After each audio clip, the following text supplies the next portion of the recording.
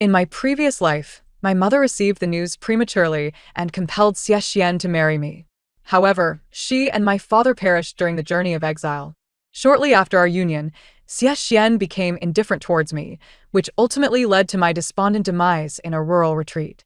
In this life, I no longer seek to repay kindness with obligation, resolutely refusing to wed Xie. To my surprise, he has become infatuated with me. 1. The moment I opened my eyes and beheld my mother, it felt like yesterday. Her face was etched with sorrow, and the handkerchief in her grasp was twisted almost into a ball. Ultimately, it seemed she steeled herself and declared through gritted teeth, "Ninger, then choose Xie." Xie? It had been so long since I had heard his name that I felt somewhat disoriented. That boy played with you in the countryside. It can be considered innocent childhood affection. If you marry him, he surely would not deceive or humiliate you. Before I could respond, my mother gently patted my hand, finally exhaling a breath, though her eyes suddenly glistened with tears. Her voice trembled. "Ninger, from now on, mother cannot accompany you. You must never be willful again. Once married, you must dutifully support your husband and raise your children. Xie is an ambitious lad. If he can achieve scholarly success, you will become a lady of status, far more dignified than your mother. If he does not succeed, he may become a teacher, and I shall provide you with a generous dowry to ensure a smoother life." I stared blankly at her, my vision gradually blurring. My mother ruffled my hair. "Silly child. Why are you crying? It's merely a marriage. If you miss home, you can always return. We can see each other again." But I wouldn't be able to see her again. "Mother, I would never see you again. You would succumb to illness during the exile, and my father, grieving too deeply, would follow suit." I shook my head vigorously, tears streaming down my cheeks. In my previous life, my parents had received news of impending exile and claimed it was due to the family wanting me to become a concubine for an elderly marquis, hastening my marriage to Xie. By the time I learned the truth, they had already perished on the way to exile. Wiping away the tears from my eyes, my mother sighed. "All right, there is little time left. I must visit the Xie family. The wedding must be arranged within these 2 days." I suddenly grasped her hand. "Mother." "No." She paused, momentarily taken aback. Then her expression shifted to one of annoyance. "Child, I have told you so much. How can you not listen? Do you prefer to marry that old man instead?" I shook my head. "Mother, Xie already has someone he cares for." My words left my mother momentarily speechless. She murmured, "No, it cannot be." "Which girl?" "Guinin." I managed to utter the name with great difficulty. My mother was still lost in thought. "Gu? Are there any Gu families around here?" "Which one?" "She is not from our town, nor from the county or the capital. She hails from the capital. She and Xie have had a betrothal since childhood." I had expected that mentioning her would bring a pang of sorrow, yet I found an unexpected calmness instead. Indeed, having faced death once, what could possibly remain to weigh me down? After all, he was merely a man who did not love me. I had first met Xie in the countryside, at the tender age of 7. My mother and I had traveled back to the village to escape the summer heat when a ragged Xie, barely 10, had stumbled out from a path in panic, crashing into us and fainting on the spot. We hurriedly took him to our village and summoned a doctor. It was later revealed that Xie was the grandson of the scholar Xie from the town. His mother had become pregnant with him before marriage, and due to the disgrace it brought, the Xie family had left them in the countryside. When he was 7, his mother passed away, and the Xie family ceased to send any assistance, leaving him to fend for himself in dire hunger for 3 years. The day he collided with our carriage, he had been driven by hunger to steal fruit from a nearby field and was chased for 2 miles. My mother, being a kind-hearted woman, not only called for a doctor but also had the servants clean him up and provided him with 2 sets of clothes, allowing him to recuperate at our village. During that time, I was quite mischievous, and the village children dared not play with me, so I sought out Xie, dragging his still-recovering body to climb trees for peaches, catch cicadas, and even once attempted to wade into the river for clams, only to be caught and sent back by my mother. Xie bore the blame, and my mother did not punish me, which endeared him to me greatly. Our relationship flourished. My mother kept him in the village and had him accompany me to a nearby tutor for literacy lessons. To my surprise, Xie proved to be remarkably intelligent, quickly winning the tutor's favor. 2 years later, he passed the childhood examination and subsequently succeeded in both the county and prefectural exams, becoming a scholar at the tender age of 14. Thus, he was acknowledged back into the Xie family. Before his departure, Xie knelt before my parents and deeply bowed 3 times. 2. My mother said that Xie was a man of deep feelings and would not stand idly by. Indeed, in my previous life, when my mother went to propose marriage to the Xie family, Xie had coincidentally returned from the capital. Although hesitant, he quickly consented. Yet, a lack of love is simply that, a lack of love. The bond we shared in our youth could only sustain a harmonious melody for 2 or 3 years. Once Xie achieved success in the capital and was recognized back into the marquise, everything changed. Compared to the talented Gu Yin from the capital, I, a mere merchant's daughter from a remote countryside, felt utterly inadequate and uncouth, lacking in proper decorum. It was only natural for Xie to prefer Gu Yin. Yet, reflecting upon it now, a trace of resentment lingers. If he did not cherish me, why not let me go? Could we not part ways amicably? Why must we be bound together in mutual torment? My mother's concerned gaze jolted me back to reality. Yes, that was all in my past life. Since heaven has granted me a second chance, I shall resolutely avoid repeating the same mistakes. How could there be a betrothal? My mother hesitated. If you do not marry Xie, whom will you marry? I cannot trust anyone else. I replied firmly. Then I shall not marry. What? Ninger, are you mad? If you do not marry, you must. My mother abruptly halted, her grip so tight that the orchid embroidered on her handkerchief became misshapen. Indeed, if I did not marry, I would have to accompany them into exile. The exile was to a perilous land in the southwest, fraught with dangers. Even if we reached the destination, it would be rife with venomous creatures and miasma. Though I was mischievous, I was still the most cherished daughter of my parents. They could not bear to see me suffer even the slightest hardship. So they painstakingly wove a tale about a powerful family forcing me to marry an elderly marquis and even forged letters to substantiate their claims. In my previous life, I had accepted this without question, as I was indeed concerned for Xie, and in my haste, I acquiesced. But I have been reborn. This time, I shall die alongside my parents, at the very least. I will have companionship. After a long silence, my mother finally sputtered, "Not marrying is still marrying." She swept away in a huff. Watching her stubborn figure fade from view, my vision blurred once more. Wiping away my hot tears, I rose and packed away all the jewelry I had accumulated over the years. Clutching my bridal box, I ran wildly. At 15, I was as light as a swallow, and I quickly dashed out of the courtyard to the banyan tree at the end of the street. The people of Ping'an Town were simple and kind-hearted. Though I was the daughter of a cloth merchant, my parents indulged me, allowing me to frolic freely even as I came of age. Thus, I had a few friends in town, and we often gathered beneath the banyan tree. From a distance, I spotted a familiar figure, my heart leaping with joy, thinking they had sensed my presence. As I drew closer, I froze. The figure was none other than Xie. "Oh, Xie the young scholar, when did you return?" Someone passing by greeted him. Xie replied with a gentle smile, "I returned this morning." At 18, Xie, though merely a scholar, possessed a handsome demeanor. Every action he took radiated the elegance of a scholar, making me feel utterly unworthy beside him. Indeed, I had reached too high. Xie's gaze soon fell upon my face, his eyes deep and his lips curling into a smile. "Ninger, I have returned." In the past, I would have eagerly approached him, sharing the town's latest happenings. But I was no longer the Lin Xuening of yesteryears. I had witnessed him. Clad in red on our wedding day, his face flushed with shyness, I had seen him parading through the streets on a fine steed, exuding pride. And I had also seen the coldness in his eyes during dark moments behind closed doors. His features, still youthful yet reminiscent of his former self, now seemed to blur my senses. Xie waved his hand in front of me. "Ninger, what is wrong with you?" I forced a laugh, tugging at the corners of my mouth. Indeed, everything was of my own making.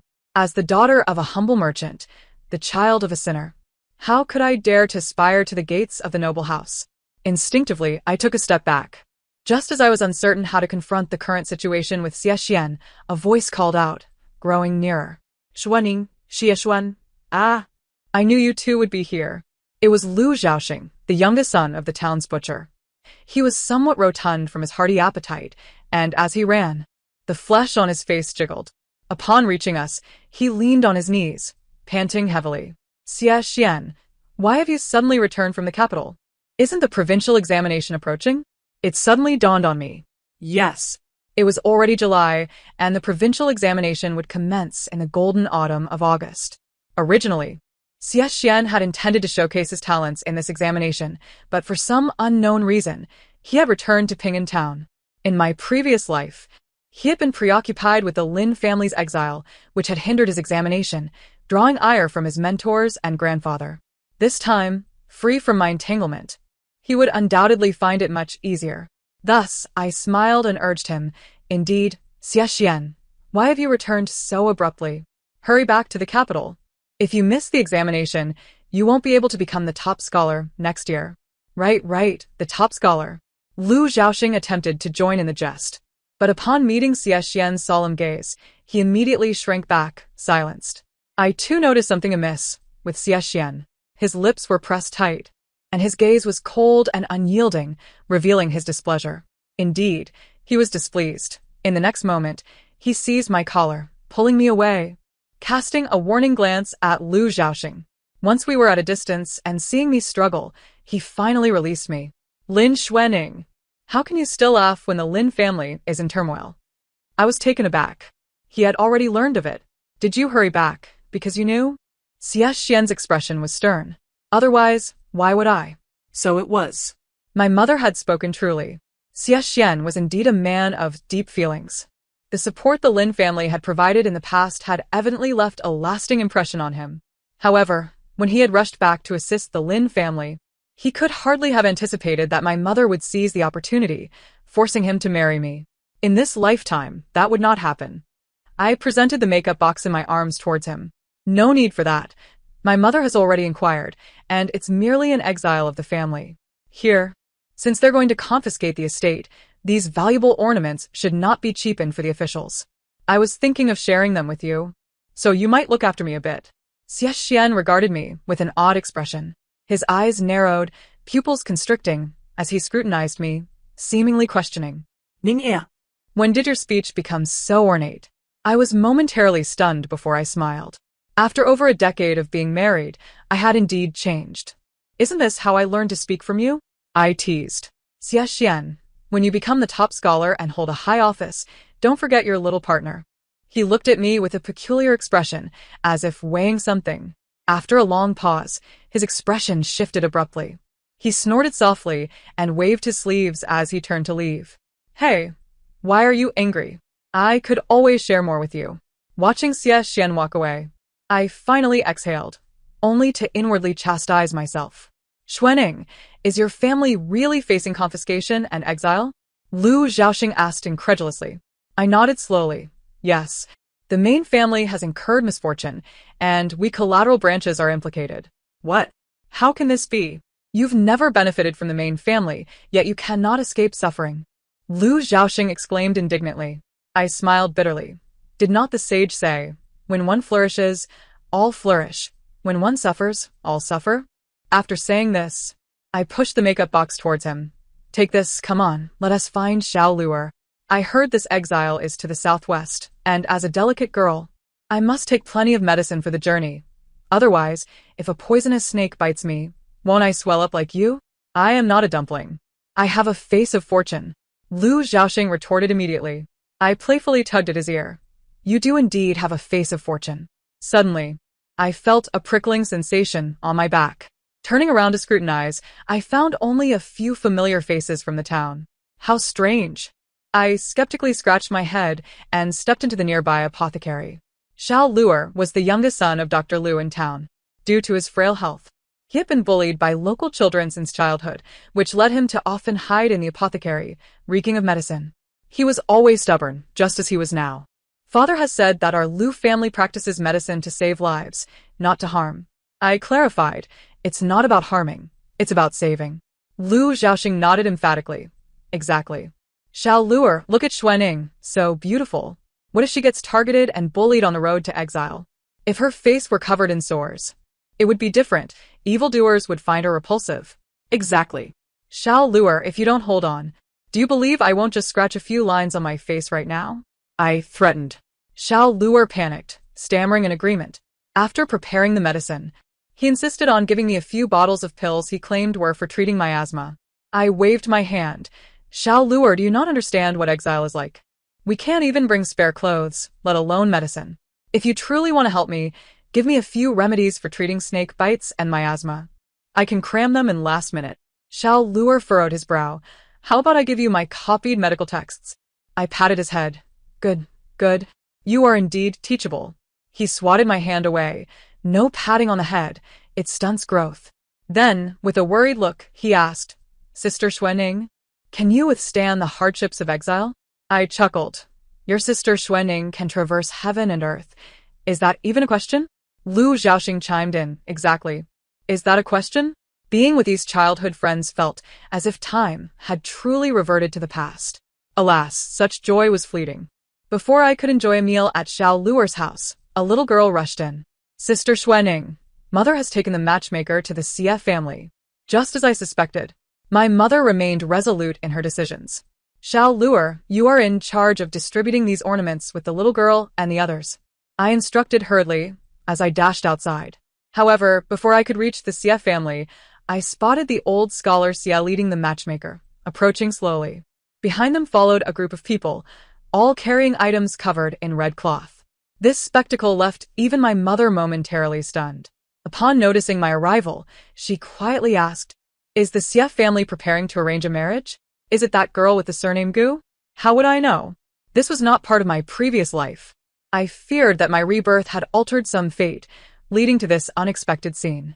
Reflecting on the past and present, Xie Xian had indeed returned to Ping'an Town today. Could it be that he had already encountered Gu Yinin in the capital and had his heart set on her? Or perhaps... Before I could gather my thoughts, the matchmaker, adorned with a red flower in her hair, approached, waving a red handkerchief with a smile. Ah, Lady Lin, what a coincidence. Our young scholar Xie has long been infatuated with Miss Xuening, and we thought. The rest of her words became a blur. The phrase young scholar Xie has long been infatuated with Miss Xuening thundered in my ears like a clap of thunder. Impossible. How could this be? If Xie Xian truly held affection for me, how could he treat me so coldly? Why send me to a rural estate? Or was it that, at this moment, Xie Xian indeed cared for me, but upon seeing Gu Yinin, his heart had shifted? Men are often like this. In the capital, it is commonplace for them to have multiple wives and concubines, merely falling for one after another. I smiled bitterly. Lin Xuening, having lived a second life, how could you still be swayed by such trivial romantic entanglements? In a moment of bewilderment, my mother, under the persuasive words of the matchmaker, began to exhibit a glimmer of joy. As Master Xie approached to pay his respects and recited the marriage proposal with a voice as thunderous as a bell, my mother's eyes reddened with emotion. Madam Lin, what are your thoughts on this marriage? Naturally, my mother nodded in agreement.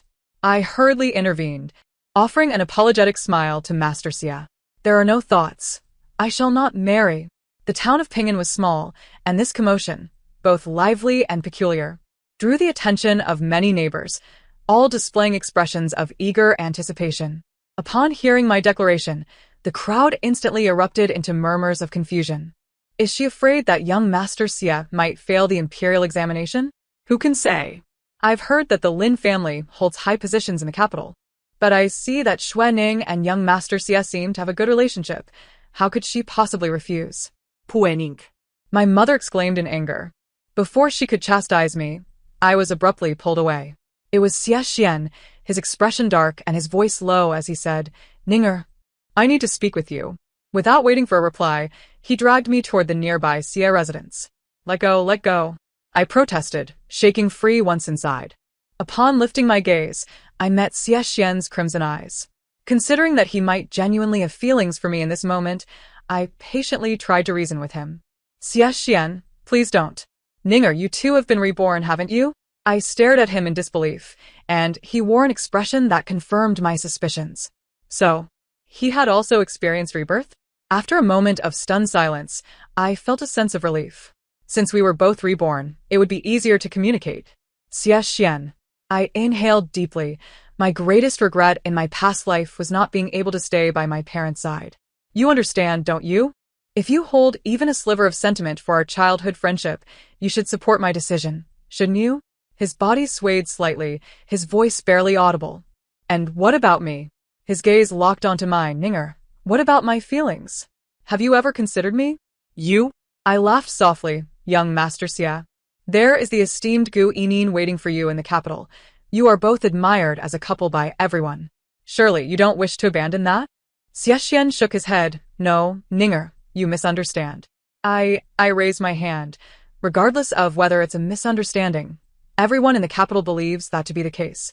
And that is the reality. Xie opened his mouth to speak, but sighed instead. So, Ninger, do you truly not want to marry me? I smiled. Xie, there are many ways to repay a kindness. If you fear that others will criticize you, you could simply send more letters to the Southwest in the future rather than being coerced into marrying me. I'm not coercing you, he insisted. I waved my hand dismissively. I understand. My mother has always said you are a person of deep feelings. You are marrying me willingly out of gratitude, I know. No. I genuinely have feelings for you, Ninger. Xie. I gazed steadily at him. In my past life, I waited day after day at the other estate. Did you ever come to see me? Instantly, his face drained of color. I let out a cold laugh. So, Xie, stop deceiving yourself. Furthermore y linkuening. Have been foolish long enough. That day, the Lin family and the Xie family became the talk of Ping'an town. I had no time to heed the gossip. Seizing the opportunity while my mother was sulking, I quickly gathered the maidservants and the workers from the fabric shop, giving each of them 50 taels before sending them away. My mother was momentarily stunned by my actions before turning away to wipe her tears. My father, weary from travel, returned home. I urged him, Father, please comfort mother. If she keeps crying, people might think you're planning to take a concubine. What nonsense are you spouting? My parents glared at me in unison. See? I might as well check the fabric shop for any worthwhile goods. If there's anything extra, share it with the neighbors. You two continue your romance. In my previous life, after marrying Xie, I had managed affairs for 6 or 7 years, so I knew how to handle matters properly. I decided to wait until my parents calmed down before returning.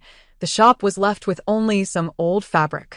You clever girl, my father remarked, sighing once more. But Ninger, if you are exiled, the journey will be perilous. Father, I had Dr. Liu prepare a prescription. If I brew it and apply it to my face in the coming days, it will allow me to develop sores, making the journey safe. Father looked astonished, then sighed deeply after a long pause. Your mother and I originally planned to keep this from you. But the news of your exile ultimately came from that scoundrel Xie. He has always doted on you, and likely let the information slip unintentionally. It's fate. I frowned. Father, the message came from Xie? Yes, my father said, walking slowly to sit in the armchair, his face clouded with worry. That boy has always held affection for you. Though it was all rather sudden, he intended to marry you to ensure your safety. He even suggested we fake our deaths to escape. He would find 2 corpses for us, but that would mean we would have to live in hiding, always in fear. Your father and I have lived our lives with integrity. So, in my previous life, it wasn't my parents who coerced Xie into marrying me. After a long silence, my father sighed again. Ninger, you and Xie share a deep bond. Just marry him. This way, your mother and I can rest easy. Indeed, this way, you two will die of grief a month after the exile, and I would nearly become a divorced woman, dying before I reach 30. My father gazed at me in disbelief. Ninger, you speak nonsense. Father, I have been reborn. All of this has already transpired. I looked at him earnestly. Otherwise, given my nature, if I were to give away my wealth, would the entire Lin family not be ruined? How could I keep up appearances? Despite my fervent assertions, my father still found it hard to accept the notion of rebirth. When I finally informed my mother, she wept profusely in my embrace. My poor Ninger, how have you suffered so? After her tears subsided, she no longer pressed me to marry. My father left again, previously to verify whether the Lin family had truly encountered misfortune, but this time to make arrangements. My mother and I began seeking information on how to survive in the wilderness, what to be cautious of during the exile, and how to prepare for it. On the 3rd day, a weary Xie knocked on our door. I have already said that I will not marry, I said, exasperated as I looked at him. Xian remained silent, merely presenting me with a package. What is this? I had someone rush to make this clothing for you. It has a special fragrance to repel insects, ants, and mice. Wearing it in prison will make your stay a bit more bearable.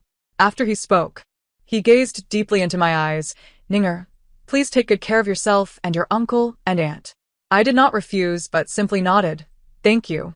Once Xian left, my mother emerged from behind, letting out a deep sigh. What has come over this boy? How could he change his heart so easily? I smiled. Mother, the capital is dazzling and enchanting. He is no longer a simple country boy, naturally prone to change, but his heart is not wicked. Just not in love. That was all. In this regard, I considered it a win-win situation. In the following days, Lu Zhaoxing and Xiao Luer visited one after the other.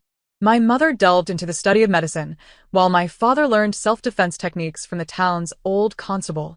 As for me, I organized our affairs and managed to gather 1,000 taels to give to Xian. He likely shared the experience of rebirth with me.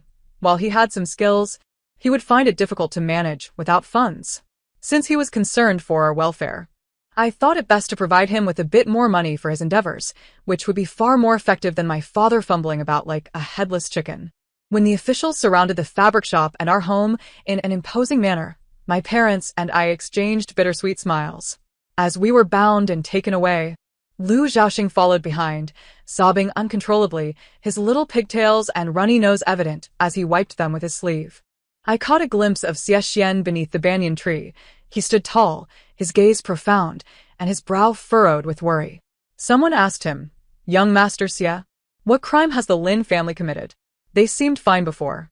He shook his head. "I don't know. Are you not close with Lin Xuening? Why not investigate?" "No. My good sir, I have to prepare for the provincial examination." "Oh, you must become a Jiren now." The whispers of conversation drifted into my ears, and a smile graced my lips. How delightful. Xian, from this moment forth, you may gallop forth with the wind at your back, no longer burdened by my presence. I am uncertain how Xian managed it, but our family encountered no undue hardship on the journey to the provincial prison. Only when the rest of the Lin family branches gathered before our exile did Xian visit the prison once more. Upon seeing my face marred with sores, he was momentarily taken aback, but soon broke into laughter. "Ninger, you have always been astute. This method is indeed appropriate. The master once said that if you were a boy, you would not only rank among the top scholars, but would surely pass the imperial examination with ease. This man, after refusing to marry me, has grown warmer than in our past lives, even able to jest. Yet, after jesting, as he spoke of having arranged for our fellow travelers, his gaze subtly urged me to look at his sleeve, where a letter was swiftly slipped into my hands. The letter was thick and, upon opening it, I discovered a sharp blade and a piece of magnet wrapped within its 2 pages. My mother gasped in horror, covering her mouth tightly, her face a mask of disbelief. The prison was dimly lit, with only a small window allowing a sliver of daylight to break through. Standing to read the letter was arduous, as Xian's pages were densely written. Initially, they contained only warnings, and I squinted to absorb every word. My father leaned in. "Now that we are here, why can't that rascal Xian simply speak his mind instead of writing a letter?" Yet my body began to tremble slightly. Hot tears fell, splattering onto the letter and blurring the dark ink. "Ninger, in our past life, despite all the plans, your in-laws still met with calamity. Fortunately, I have been reborn. Be wary in Linqin County." So, it seems that Xian's claim that my parents died of illness in our previous life was but a ruse? They were victims of foul play? Who was responsible? And for what reason? Meeting my father's gaze, I hastily wiped my eyes and continued to read, though my body swayed unsteadily. Struggles for the throne? Had the Lin family been embroiled in such turmoil? No wonder. My father's expression mirrored my shock as he stood on tiptoes to get a better look. Indeed, the news was conveyed by Xian, and my parents in both this life and the last were likely unaware of how the main family fell into misfortune, leading to their confiscation of property, their exile, and ultimately their demise. My dear parents, they are living souls, entirely unrelated to the power struggle. Why could they not be spared? Why? A tempest of anger swirled within me, yet it ultimately dissipated into helplessness. At the end of the letter, Xie Xian penned, Ninger, I had thought you would find comfort and joy in the countryside as you did in your childhood, but I was mistaken. In this life, regardless of where you may be, I hope you find joy and that all your endeavors meet with success. Is he seeking to sever all ties with me? Perhaps that is for the best. The letter fell into the chamber pot, the ink quickly dissolving and vanishing from sight. My father, however, was left in a state of confusion and regret. It is my fault. Had I listened to Xie Xian and staged a fake death, it would have been far better. Why must we take such risks, dragging you both into this? I quietly consoled him. Father, do not blame yourself. At this juncture, even a feigned death may not guarantee our safety. Besides, Xie Xian has already made arrangements. His intelligence ensures that we will not encounter danger. My mother nodded in agreement, and my father appeared somewhat reassured. Our exile required us to travel 50 miles daily. The Lin family's branches set forth, having made preparations. Though we were not shackled or bound, it was less than 2 hours before we were met with wails of despair. My father, accustomed to the hustle and bustle of business, found the journey manageable, while I, having seen the world, thought this distance trivial. Yet my mother, unable to bear the strain, faltered before half the day had passed, compelling my father and me to take turns supporting her. From dawn to dusk, until the moon hung high in the sky, we finally paused to rest.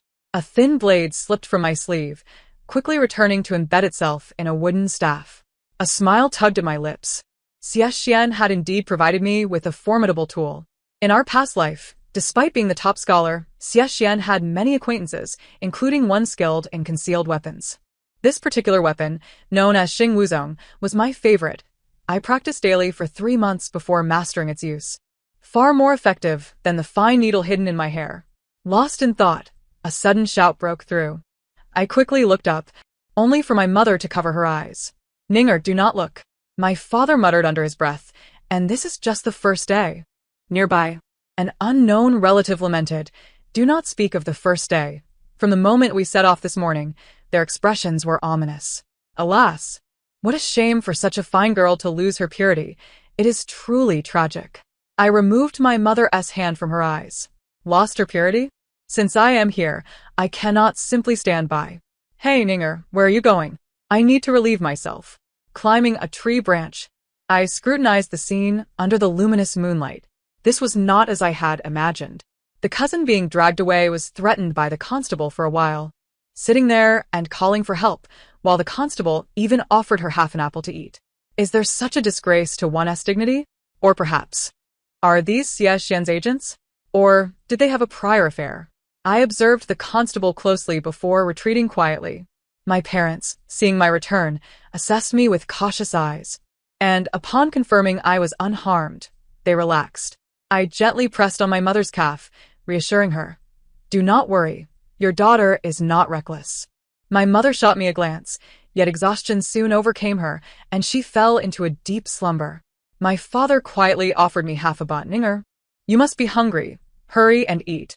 I was taken aback. Today, we were given only 2 buns, yet he saved half? I quickly waved my hand. Father, I am not hungry. You should eat it. As we were engaged in our gentle push and pull, a soft cough interrupted us, and we turned to see a constable tossing something from his arms before turning to leave. Bang! I quickly released my mother's leg and caught the item with both hands, inhaling its aroma in astonishment as I looked at my father. Meat? Gaining my father's affirmation, I stealthily angled my body to shield us from prying eyes and shared some with my father, saving the remainder for my mother. My father wiped his mouth.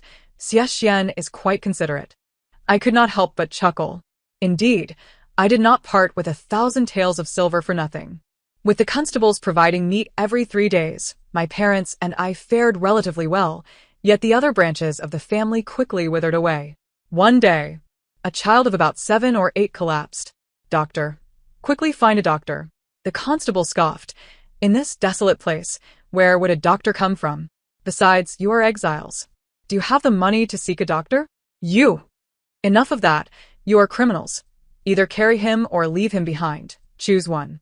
As the concealed weapon in my sleeve stirred with anticipation, a familiar voice echoed from the distance. Are you looking for a doctor? My parents and I exchanged incredulous glances. Is that little Dr. Liu? Liu Er's elder brother? When Lu Yuanfeng arrived atop a fine steed, my eyes nearly popped out of my head. It truly is him. Little Dr. Liu, over here, quickly. My father disregarded the constables and beckoned Lu Yuanfeng to check on our cousin. Seeing this, I hurried towards the constable. Constable, look here. We are traveling 50 miles a day. If someone is unwell, they will slow down our progress, which would hinder your task, right? Why not let the doctor treat him, so we can move faster? Others chimed in, their faces pleading. The constable, unable to bear the sight of my festering face, averted his gaze. Speak your piece, but do not crowd me. Reluctantly, he waved his hand. Then let us rest for half an hour. The clan's younger brother had been treated, yet he lacked the strength to continue onward. It remained a mystery how Lu Yuanfeng managed to negotiate with the local officials, for he simply rode alongside him, inciting envy among the others. When night fell and we rested, Lu Yuanfeng discreetly confided, Little Lu has been pleading with me at home for several days. I truly could not withstand it. Moreover, I have acquired a few of your adornments. One cannot be too harsh when accepting gifts. I could not suppress a chuckle. The following day, after the younger brother had regained his health, he insisted on riding, throwing a fit when urged to walk, prompting the officials to lash him with a whip. Reluctantly, he trudged along, tears streaming down his face. The rest of us abandoned any thoughts of riding and obediently followed the path on foot. With Lu Yuanfeng present, although the journey was arduous, we remained largely unscathed. Whenever we reached a resting spot, we were fortunate enough to share a bowl of warm soup, while the officials often provided chicken broth, much to everyone's delight. Upon our arrival in Ning County, a group from the capital joined us, significantly swelling our ranks. The number of officials escorting us also increased, and they shackled us as well. Lu Yuanfeng, realizing the situation was untenable, took his leave on horseback. We, the collateral branches of the family, were understandably incensed with the main family that had brought us to this plight. Although we cursed them along the way, we refrained from taking action during our rest. Exhaustion rendered us powerless, and despite our grievances, we could not be excessively harsh, as we were, after all, kin. The main family, compared to us, seemed to have suffered even more grievously. As night descended, my father, with tear-filled eyes, sought out a clan uncle whom he had not seen in decades.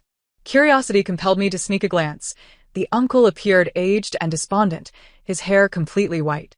He lamented to my father, "You have truly endured much hardship." Upon returning, my father wiped his tears and said, "Ninger, your uncle had black hair just a few years ago. He has suffered greatly." My mother, too, was visibly affected. I surveyed our relatives, and in that moment, who among them had not endured tremendous suffering? It was infuriating to think of the scoundrel who had embroiled us in this power struggle. Why must their ambitions drag the entire clan into anguish? Just then, I noticed two unfamiliar officials exchanging glances before stealthily slipping into the woods. I quickly grew wary and asked, "Father, how far is it to Qinxian from here?" Although my father ran a fabric shop in Ping'an Town, he had traveled extensively in his youth, practically serving as a living map of Diyu. He wiped his murky tears and surveyed the surroundings. "This should be Nitushan. We just need to cross 2 more hills." As he spoke, a realization struck him, and his expression shifted. I discreetly met his gaze, and it became clear that tomorrow would likely bring peril. My father, concerned, quietly conferred with the clan uncle for a while before returning, sighing as he whispered to me, "Ninger, if trouble arises tomorrow, we must protect your mother. We lack the strength to do anything else." I nodded gravely. As my father's only daughter, he had disguised me as a boy to pursue my education. And after I turned 10, he had hired a master to teach me martial arts, always insisting that learning to read would allow me to understand principles, while martial skills would prevent me from being bullied. Regrettably, in my previous life, I had lost my child upon hearing of my parents' misfortunes, which had left me weakened and clumsy, relegating me to playing with innocuous toys that required no running or jumping. That night, despite knowing the importance of rest, I found sleep elusive. As dawn broke and we resumed our journey, my father deliberately guided us towards the center of the group. When stakes are high, one must prioritize the family unit. The turmoil erupted upon descending Nutrition. A band of men in black rushed down the slope with knives drawn, attacking indiscriminately. Our clan members screamed in terror, some fled in panic, while others fought back for the weapons. Two agile youths from the main family successfully seized a weapon and decapitated one of the assailants, whose head rolled into the thicket where my parents and I were hiding. I was momentarily stunned and quickly covered my mother's eyes. A surge of hatred swelled within me, but I stifled it. I could not act recklessly. My duty was to protect my parents. Just then, a group of soldiers appeared, engaging the black-clad assailants in fierce combat. I instructed my father to look after my mother and rushed out to join the fray. I picked up a fallen machete and charged at the attackers, hacking at them with fervor. Occasionally, my concealed weapon flew from my sleeve, slicing through their wrists and necks, sending blood splattering everywhere amid their cries of despair. Once all the assailants lay defeated, I became aware of a sharp pain in my arms. Glancing down, I realized I had been cut several times, the wounds gruesome and alarming. At that moment, my hands began to tremble uncontrollably. Lu Yuanfeng, having emerged from somewhere, swiftly bandaged my wounds and tended to the injured clan members and soldiers. When our battered group finally arrived in Qinxian, we were met with the resounding sound of drums and gongs. A local scholar had just achieved a high score in the imperial exams. It dawned on me that we had been exiled for over a month. Surely, by now, Xian had also succeeded in the examinations. Although we could not be together as husband and wife, I sincerely wished for his success. If he triumphed, we would have the protection of the Marquis's house even in our exile, making our lives a bit more bearable. His success would also allow him to ascend to the capital and reunite with the Marquis, would it not? Lost in thought, Lu Yuanfeng approached me, Xuaning. Who exactly were those people? Will they return? My mind sharpened with clarity. Indeed, if it pertained to a struggle for power, those who failed would surely send more to eliminate us completely. But why? What did they fear? The Lin family had already been exiled to the remote southwestern regions, cut off from news. Was there something they feared? Or was it possible that the Lin family held some leverage over them? The thought sent shivers through me. As I cast a furious glance at the main family members, they were undoubtedly scheming to rise again, using that leverage as a means to their end, unaware that their intentions had already leaked, bringing about their own doom. Despicable. I needed to uncover the truth behind that leverage. After regrouping in Qinxian, my father's eyes were reddened once more. 139 lives were lost, including 7 children. I surveyed the surroundings, and my kin were similarly affected, silently shedding tears, their faces filled with sorrow. Those with the strength began digging graves, intent on burying our kin on the spot. My mother, assisting Lu Yuanfeng with his wounds, returned, unable to swallow even a morsel of food, retching uncontrollably with a ghastly pallor. I coaxed her into sipping some water when a commotion arose. What have you done? Is our exile not enough? Now there are those who want us dead. Do you wish to annihilate the entire clan? My father hurried to intervene as tensions flared. After much pulling and restraining, we managed to separate the enraged relatives from the main family. My father did his utmost to soothe them, while I scanned the crowd, my gaze landing on a youth from the main family who had pressed his lips together in silence. Perhaps because I, a girl, had wielded a machete against the black-clad men, he did not reject my approach. After 3 or 4 days of tentative closeness, he finally spoke. The main family had once had an aunt who became a concubine in the palace, but she had long since fallen out of favor and had no children. She had seemingly no connection to the power struggle, yet, for reasons unknown, she had disguised herself and returned to her family 3 or 4 months prior. Since then, several members of the main family with positions had met with calamity. They faced either dismissal or imprisonment. One individual was later found to have connections with the Northern D tribe, inciting the emperor's wrath. Initially, the decree was to execute the entire clan, but the 7th prince pleaded for mercy, resulting in our exile instead. The 7th prince? I inquired with a furrowed brow. Yes, the 7th prince is the most favored son of the current emperor. I pressed on. So does that mean our Lin family truly has ties to the D tribe? He erupted in indignation. How could that be possible? Both legitimate sons of the family perished in the north. Do you not know? How could I, a mere offshoot, be privy to such knowledge? Yet there seems to be a glimmer of insight regarding that incriminating evidence. It is likely a testament to some prince's clandestine dealings with the D tribe. Judging by the 7th prince's intervention on behalf of the Lin family, the odds are overwhelmingly in his favor. As I pondered, the individual sighed deeply, lamenting, I have heard that the head of the family initially sought assistance from Chancellor Gu. But to my dismay, he offered no aid in the court. Instead, it is the seventh prince who has historically been at odds with our Lin family, who has stepped forward. The complexities of human nature are truly bewildering. He scratched his head in anguish and glared at me in frustration. Why are you striking me? What folly is this? Lamenting your youth. If you truly wish to achieve something, learn some martial arts from me. In time, you too may defend your family and vanquish foes. The boy's eyes lit up with excitement. You can teach me, though I am of the fairer sex. My ferocity in battle has indeed astonished my kin. Under the moonlight, as I guided others in martial training, curious youths from the clan began to join in. I remained silent, merely demonstrating and correcting their stances. The once despondent Lin family began to revive, invigorated by the fervor of these young hearts. When it was time to rest, my father quietly confided, those officials claimed that the county magistrate only dispatched aid after receiving a letter from the Marquis of Ningyu. Do you know the Marquis of Ningyu and Ningyu? I nodded. Xiaxian's father is the Marquis of Ningyuan. My father appeared enlightened, yet I was filled with astonishment. At this moment, Xiaxian had just achieved success in his examinations and had not yet traveled to the capital, let alone made an acquaintance with the Marquis. How could he persuade the Marquis to send a letter to the magistrate of Qin County? Even if Xiaxian had immediately written to the Marquis upon his rebirth, how could such recognition be so easily arranged?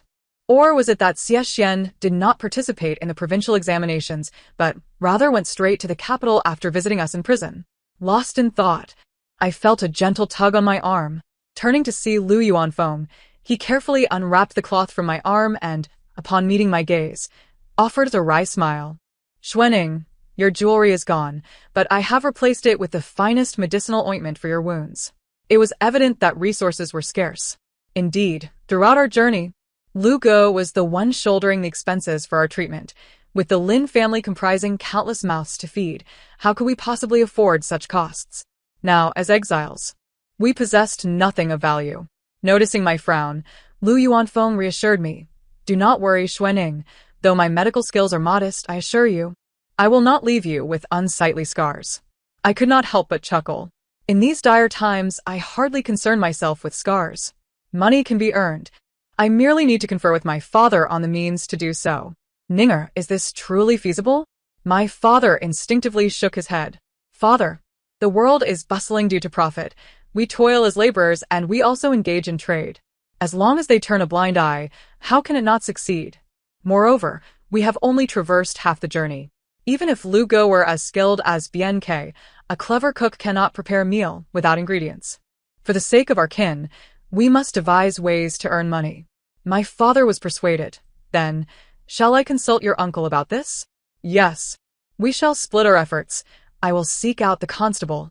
With a face marred by pus-filled sores, the constable initially could not bear to meet my gaze. Yet, due to my previous valor in battle, the disdain in their eyes was now tinged with a modicum of respect. When I relayed my proposal, several began to waver. Accompanying the exiles, though initially there were arrangements made, who could ever turn down a chance for profit? Moreover, they need not exert themselves, as we would handle the transportation of goods. Soon, the constables agreed, after some negotiations over the division, ultimately settling on a 3-7 split, with them taking 7 and us 3. However, my father encountered obstacles. That is unacceptable. The Lin family is a family of scholars. Even though we have faced disgrace and exile, how can we demean ourselves by engaging in such lowly trade? After being scolded for some time, my father, in frustration, ceased to argue. You lofty ones, consider whether you can endure this. Do not speak of the ailments along the way, just look at these injured ones. If we lack funds for their treatment, you old men might as well dig graves for your descendants. Having vented his frustrations towards the main family, my father's spirits lifted, and he turned to consult with the branches of our clan.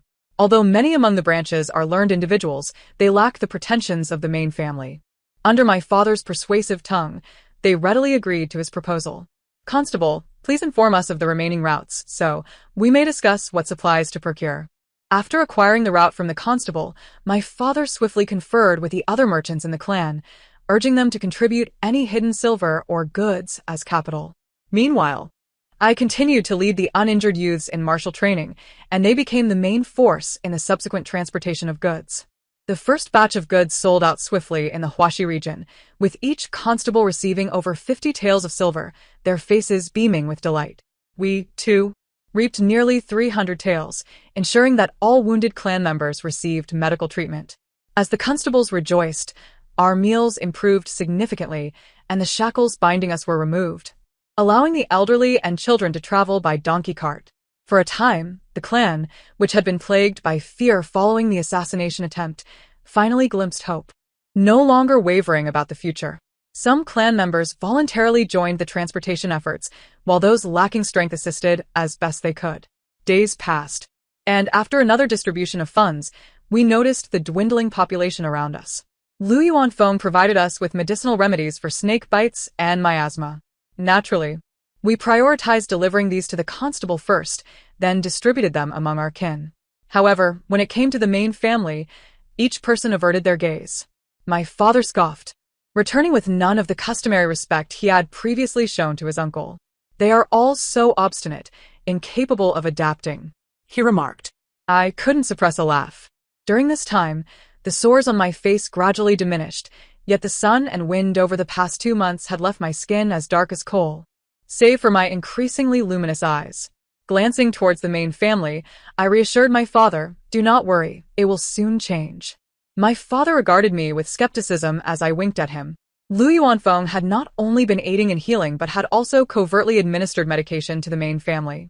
With the constant threat of another assassination looming, it was time to extract the evidence from them. Lu Ge, they still appear to be in their right minds. In the dead of night, I eyed Lu Yuanfeng with suspicion, to which he shrugged. My ability to poison them is already a breach of our ancestral teachings. Do not expect everything from me. Very well, I would resort to desperate measures. The constable had been dispatched to the county to revel in merriment, and tonight, we donned the attire of the barbarians to extract information. Unfortunately, the main family remained unmoved. We changed into princely garb, employing all manner of stratagems, yet to no avail. Exhausted, I lay down, finding these individuals exceedingly difficult to deal with. Just as I was resting, a familiar constable returned, momentarily taken aback upon seeing me, but quickly regained composure, seemingly recalling something, and presented me with a small pouch. "Constable, what is this?" "I know not. It is a gift from your fiancé." "Fiancé?" Xie truly did not care for his reputation while arranging matters for us. Once the constable departed, I opened the pouch to find a blank sheet of paper. Lu Yuanfeng inquired, "What is this? Why the rush?" It was merely a trick of the trade.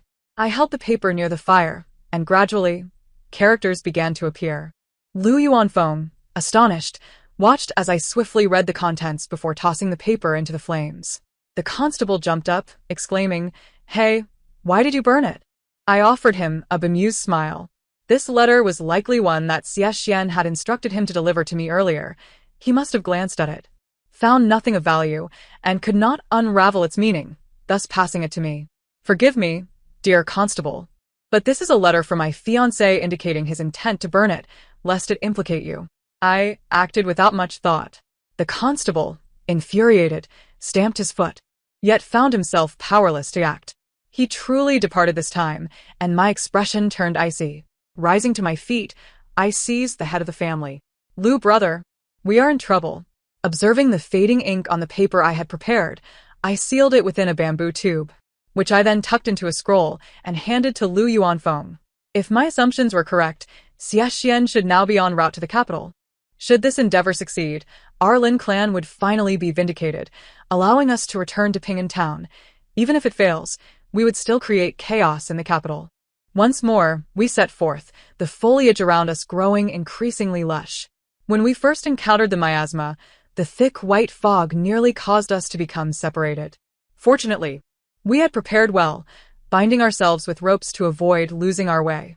After consuming the antidote, we emerged from the noxious vapors, only to behold the glint of a blade wielded by a figure clad in black ahead. Again, alas! This time the youth of the Lin family were no longer paralyzed by panic. They stood resolute, even if their skills were lacking. With sheer determination, they instilled a measure of fear in those dark-clad assailants. Regrettably, without the assistance of the officials, our victory was but narrowly achieved. With our superior numbers, we managed to vanquish them completely, but we lost over 200 clan members, and half of the constables perished as well. Silently, we dug graves for our kin and transported the constables' bodies to the county. Lu Yuanfeng and my mother tended to the wounded, and one of the collateral branches could no longer contain his rage, delivering a vicious kick to the head of the family.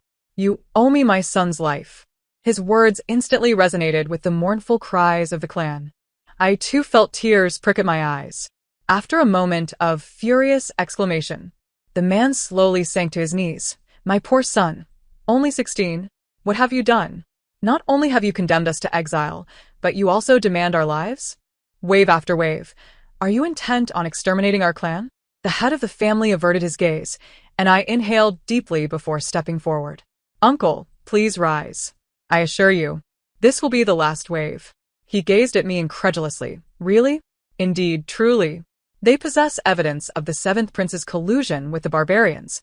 But I have already obtained this evidence and sent it to the capital." The head of the family and a few others who were aware of the situation looked at me with trepidation. "You insolent child, cease your nonsense." The head of the family shouted, his anger causing his mustache to bristle. I dismissed his ire with a wave. "Whether it is nonsense or not, we shall soon find out." They exchanged glances, uncertainty flickering in their eyes.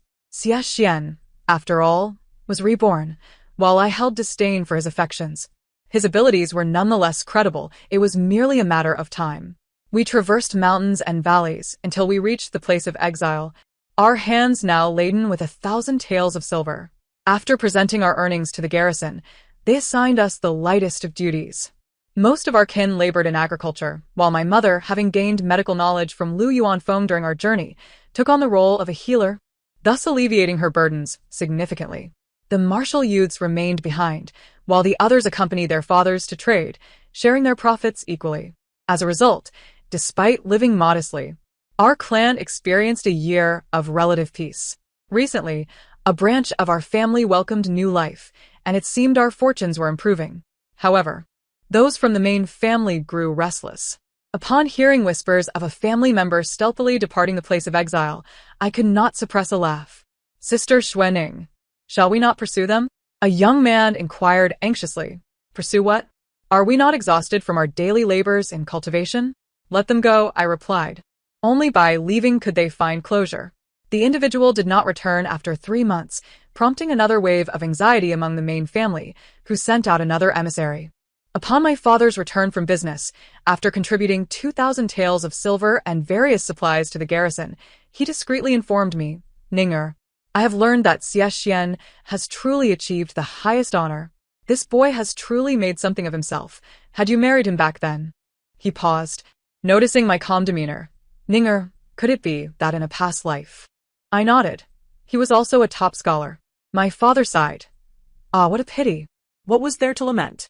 A wife from a rough and impoverished village would only be hidden away in the back courtyard of a distant estate, unseen by others, far preferable to my current freedom." Reflecting on the self-pity I felt during the final days of my previous life, I could only conclude that I had been utterly blinded by my emotions. So, what if I was frail after giving birth? Having trained in martial arts, how could the high walls of that distant estate contain me? Yet I had willingly succumbed to the depths of heartache and foolishness. In this life, I need not speak of my parents. Even the toil of cultivation far surpasses languishing by the window, shedding tears. A year passed in the blink of an eye. The place of exile, revitalized by 2 years of trade, began to show signs of prosperity. Just as we joyfully prepared for the new year, a decree arrived. The Lin family was finally vindicated, and the entire clan rejoiced. The eunuch delivering the edict brought me a proclamation. The 12th prince and Lin family's Xuening became acquainted during humble beginnings. My mind buzzed with confusion. My parents were equally astonished. Once the eunuch finished reading the proclamation, I stammered, struggling to suppress my shock. "Isn't Xie Xian the 8th son of the Marquis who has fallen into obscurity?" The eunuch cast me a sidelong glance. "Such titles cannot be used for the 12th prince." He continued, "Do you wish to marry the 12th prince? If you agree, you would become a royal consort, soaring to great heights." Before he could finish, I interrupted him. I do not wish to. The eunuch stared at me in disbelief. What did you say? Xuening will not marry Xie, my mother echoed, regaining her composure. My father nodded emphatically. We are pleased for him as the 12th prince, but we dare not aspire to such heights. This is royalty. Have you not considered this carefully? My parents and I exchanged glances, and we all shook our heads in unison. The eunuch scrutinized us for a long moment before bursting into laughter. As we looked on in confusion, he explained the 12th prince's guess was indeed correct. He then adopted a serious demeanor. By imperial decree, the Lin family is to be rewarded with 1,000 taels of gold and a southern pearl for their assistance when the 12th prince was in humble circumstances. Unlike the shackles and chains we endured during our exile, our return was marked by the protection of officials. Our journey was facilitated by carriages and sedan chairs. Upon our return to Ping'an town, it was now the spring equinox, with all things awakening. The seals on the cloth shop were lifted, and familiar faces of servants and maids greeted us in the courtyard, while townsfolk waited outside, their eyes brimming with tears. Master, madam, young lady, you have finally returned. Lin master, Lin madam, Xuening, you have returned safely, truly a blessing from the heavens. The celebrations included jumping over fire pits and drinking pomelo water. Finally, when I lay down, gazing at the familiar room, I pinched my face hard, feeling the pain, and then I smiled. I had truly returned. Everything was as it had been. No, there were differences. That scoundrel Lu Zhaoxing had actually married and fathered a chubby child. The little braid had taken up a job at a tavern, excelling in his duties. Even Xiao Luer had begun to preside over court sessions, and I heard that Dr. Lu had arranged a marriage for him, ensuring he would wed in a few years. After the emotional reunion with old friends, laughter ensued. When the conversation turned to the Xie family at the end of the long street, currently undergoing renovations, everyone couldn't help but express their sentiments. Who would have thought Xie Xian was actually a prince? Exactly, no wonder he excelled academically. Little Braid remarked, what a pity. If Xuening had married him back then, she would be a royal consort now. If he were to become emperor, you might have been the mother of the nation. Everyone nodded in agreement. I chuckled. You all dream so grandly. Why not wish for gold ingots to fall from the sky? Lu Zhaoxing scoffed. Xuening, you have become increasingly mercenary. All you think about is money. Do you not like money? I glared at him. Lu Zhaoxing nodded vigorously. I truly adore her. I'm currently saving up to buy my wife a gold bracelet. Upon hearing this, a chorus of disapproving murmurs erupted. You haven't married yet.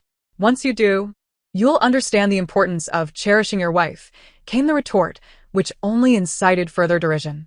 I gazed out the window, a faint smile gracing my lips. In my past life, when Xie Xian and I had just tied the knot, our affection was equally sweet. Alas, it was a fleeting joy.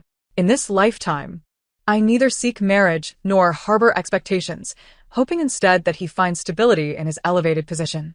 After all, the calamity that befell the Lin family has passed, yet the struggle for power remains unresolved. Life in Ping'an town is simple and unadorned, perhaps due to a shift in my mindset after a few days of revelry. I grew weary of the antics of the wild girl and began to take over the fabric business from my father, traveling far and wide to engage in commerce. The vast and splendid kingdom of Dayu is filled with warm-hearted and hospitable folk, though it is not devoid of rogues. Yet, when compared to the 2 assassination attempts from earlier, they seem merely a tickle to me. Disguised as a man, I once again returned by boat with my fabrics, and as I admired the rugged, verdant mountains lining the shores, a large vessel drew near. The storyteller aboard the ship boomed. Just as His Majesty lamented the end of his life, a sudden whoosh pierced the air, and behold, a flash of cold light. Can you guess what happened next? Immediately, someone lamented, "Hurry up and tell us. What's there to guess? Why, it's just the reward money. I'm the one giving it." The storyteller cleared his throat and continued, that cold light was the glint of a thin blade.